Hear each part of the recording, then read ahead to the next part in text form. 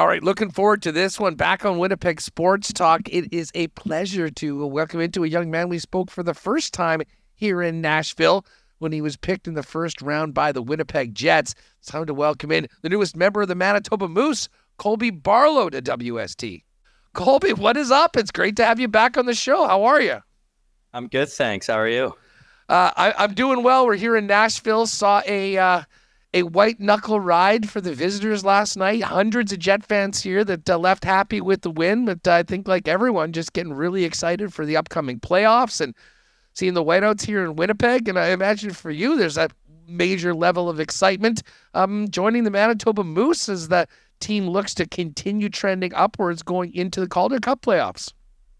Yeah, super excited. I just got here a few days ago, but everybody welcomed me with open arms, and it's been awesome. It's been quick turnaround, but no, I've enjoyed my time here so far. Listen, before we got to get to the present with the Moose, let's talk about the season so far. Another 40-goal campaign, captain of the attack. I know you had some injury issues earlier on. Then we were kind of going on at one point. You were like a goal a game for the better part of over a month. I mean, for folks that maybe hadn't been paying attention to the Ontario League, fill us in on your season and how you're feeling now as you make the transition to the pros.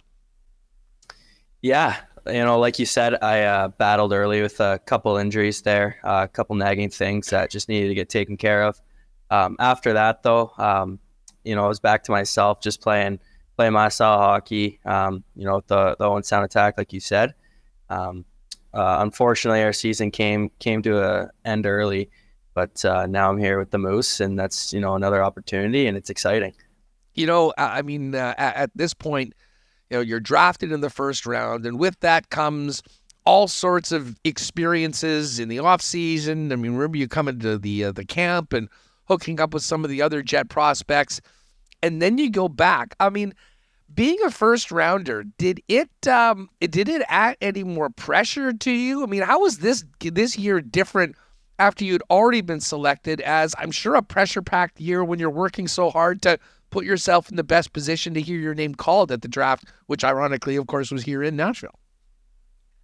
Yeah, I think you just try not to think about that. Obviously, you want to get better every single year and continue to develop and work on the things that you need to work on. So that's kind of what I focused on this year. There was a bit of a hiccup, like you said, with the injury, but feeling great from that. And I don't think it's that added pressure. I think it's just learning and just kind of experiencing these experiences, like right now coming up to Manitoba. Learning that pro style early and just adjusting to it.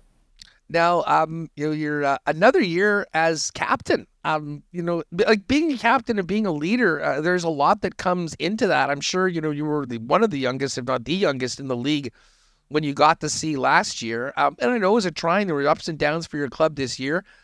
From a leadership perspective, I mean, how was another year wearing the C? And in some ways, how does that prepare you for future challenges in that regard? Yeah, I definitely grew as a leader this year. With our team, we had ups and downs throughout the entire year. We had our highs, we had our lows, but a lot of it was a learning experience for me, especially still young, learning about myself and about my game and my leadership skills. It was important, to have the older guys around me too. And Owen Sound, they helped me a lot. They kind of they supported me throughout it all, supported each other. So it was just a great group of guys there that helped each other, which really made me grow as a leader and as an individual this year. We had a chat with Rucker McGroarty, your pal there after the World Juniors, and yeah, one of the things that we had talked about was the difference in the following year after you're drafted. You're working obviously with your team, and that is your focus, and obviously a little different in an NCAA program with school and all that. Although certainly I know you guys are doing that too, but I'm interested in because it all leads to this opportunity right now, dealing with the Jimmy Roys, the Mike Keens, the guys behind the scenes that are involved in player development. I mean, fill our listeners in a little bit about how much contact you had with those guys and their role in getting you ready for this transition to a chance with the Moose. Yeah, they helped me a lot throughout the entire year. We're in contact every single week, talking about almost every single game I played this season. And, And, that really helps me when, it kind of, talk about the strengths of that game, the weaknesses, and something to work on throughout that week during practice leading up to the next games. So, you don't make that mistake more than once, or, you grow in this certain area, whether it's along the boards, D zone, whatever it may be. So those guys really help me see, the little details of the game, and give me pointers on what to work on, and it comes from me too, kind of recognizing the things you got to work on as well. It's not just them telling me. It's usually a group conversation, and finding your strengths, sticking to them, and then working on those weaknesses that you can see in a game, or you've seen something here and there.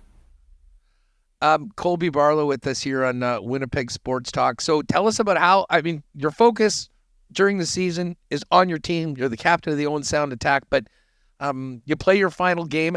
How did this all come together to come and join the Manitoba Moose? Yeah, so we played our final game week ago today, actually, last Wednesday.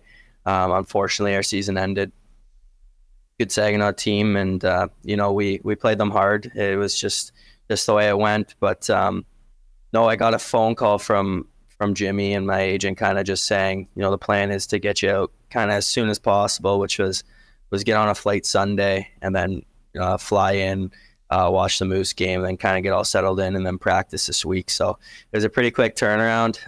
Moved from my billet house back home, moved all my stuff, and then packed it up, unpacked it, then packed it again to get back going, and then just spent a couple days with my parents and my family, and got on the flight, and now I'm here. What's the first day like? You come in. You're greeted by guys from the organization, probably a few familiar faces you remember from development camp and a meeting with the coaches. Fill us in on the first day going to work after finishing the junior career. Yeah, it was, got off the flight, got to the hotel, checked in, threw a suit on, and then came right to the rink. I got here, I think, around an hour before the game against Chicago. That was at 2 p.m. So came down, saw the coaches, just had a brief little conversation with them. I didn't want to go right into the room to, interfere with the guys, pre-games or whatnot. But I saw them after the game, went in, everybody said hi. A lot of, like you said, a lot of familiar faces from training camp, which was good to see. And it's just exciting, and it just has such a good feel around it. Well, and I have to say, I'm not sure how much you were following the Moose this year, but they had a real struggle early on, came into 2024, and just anything that could go wrong was, they lost 11 or 12 games in a row, and it really looked like this team wasn't going to be playing in the playoffs. And since then, they have completely turned around, and it's been really, really impressive how they have stayed with the belief of doing the right things night in and night out that have helped them get to where they're at right now. What did you take in? The vibe of the team right now, because certainly there's a lot of positive momentum on what this team has done in the past couple of months to get back into a spot to prepare for the Calder Cup playoffs. Yeah, like you said, it's a great vibe in there. The guys are really welcoming. It's a good upbeat vibe, and just my first full practice today, just how hard everybody battles against each other and how hard everybody works and finishes plays, and there's no half ass in it, like, anywhere. So it's they're a determined squad in there, and it was great to see that in first practice and be a part of it, and then join that. Good. Let me ask you about you come in, and listen, you're a big part of the future of the organization, but you're coming into a team that has been playing and been succeeding. What's the message from the coaching staff to you come there, and what are you hoping to bring to the team? Yeah, I talked to Mo there, and he said, we're gonna fold you in nicely, kind of, and we went over some video clips today, and just kind of, taking the proper steps to joining, and it was my first practice today, and I thought it went well, and it was just great to be out there with the team and learning their systems and playing that, and adjusting to what's different, what's the same, and just that's the pace that comes with it as well. From your, let's talk about the game on Sunday where you were watching. You got here right away. Just even from from spectating, what stood out to you and what stands out about, the leap to the pro game at the AHL level from playing in the Ontario Hockey League the way you were this past season? I think it's just how quick everything happens and just kind of the maturity of the players. It's guys' jobs, right? So guys are, they're going, they're playing for their livelihood and they're playing, every single night for their team. So it was a chippy game. It was, hard. It was fast, and there's not as much space as there would be in junior out there. So it's just really important to learn that and to adjust to that, and make plays under pressure. What about practice? I mean, going up, playing, with teammates, but also going up against. I mean, is it significantly different? I mean, do you really notice the level of skill, but also just size and maturity of players, even in a practice scenario? Yeah, 100%. You definitely notice, just the pace of practice in general, just, every single drill, no matter what it would be, 5-on-5 D zone or a flow drill, the pace is higher, and battling in front of the net and just kind of feeling how heavy those guys are, and how strong, much stronger they are, and like you said, mature. It's you definitely notice a difference even in practice. Colby Barlow with us. Colby, aside from the obvious, and that's keeping the season alive as long as possible and playing as long as you possibly can, along with your Moose teammates. I mean, do you have any particular goals, or I mean, what's your mindset and your thoughts on what you can bring to the team, but also what you hope to get out of this experience, playing in the AHL, in the regular season, and obviously potentially come Calder Cup time? Yeah, I think it's just going to be have an open mind and learn as much as I can, and try to make adjustments personally as it goes on and as different opportunities come about. I think it's, like I said, it's faster, stronger, and there's going to be a lot of changes from junior. And I think for me, a big thing is just being sound defensively. Don't be a liability defensively. Take care of that zone first, and then hopefully get into that O zone, and just try to do what I do best. Just be creative, get to the front of the net, play hard, and just recover pucks and shoot pucks as well. Did you guys do line rushes today at all? I mean, do you know who you're likely going to be playing with, at least to start, when you get out onto the ice in game action? We did do line rushes, but I wasn't really with anybody particular today, so I can't say who I might be with. Well, we'll see what happens when the team gets going. Colby, listen, it's I'll give you credit. I mean, there's the draft is such an exciting time, and it's kind of funny that we're back here in Nashville, just down the street from where we spoke to you for the first time. But Yeah. your level of excitement in that interview, I think, got a lot of people.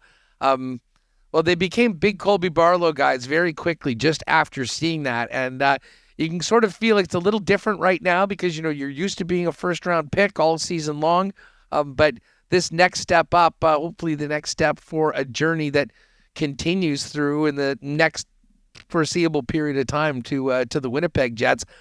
Imagine being around here, probably get a chance to see the club potentially on the ice, the big club at Canada Life Center. I just have to ask you, how much Winnipeg Jets hockey did you watch this season, and what'd you take of the great season that they've had so far, heading to the playoffs?